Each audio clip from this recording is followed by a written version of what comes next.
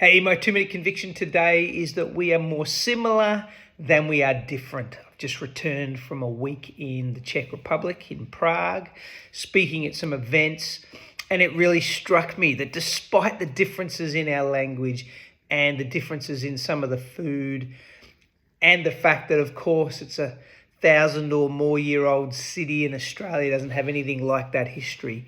Despite all that, we are more similar than we are different.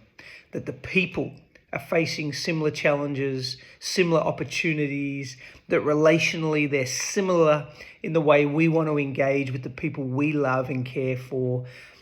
You know, there's just more that we have in common than there are things that differentiate us. And it got me thinking that this is true in our leadership, that at home, at work, in community, there are more things that unite us if we care to look for them than there are things that divide us. And if we are truly opening our eyes and our heart for the things we have in common, then we will find more connection, more alignment, and more engagement with people than we possibly thought was possible.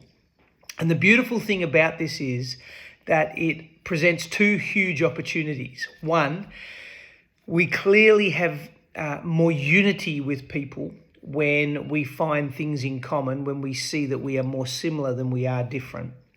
And so that means we can pull together, we can work together, we can achieve more, we can go further, faster.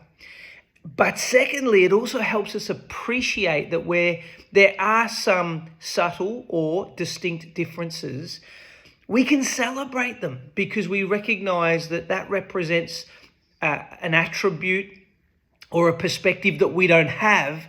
And even though we are more alike than we are different, those differences can actually accentuate what we can bring as a team. And so my 2-minute conviction is simple. We are more similar than we are different. So if you are in dispute with someone, if you are feeling grieved by someone else's actions, if you are just feeling like there isn't enough common ground, look through the lens that we are more similar than we are different and fight for the unity.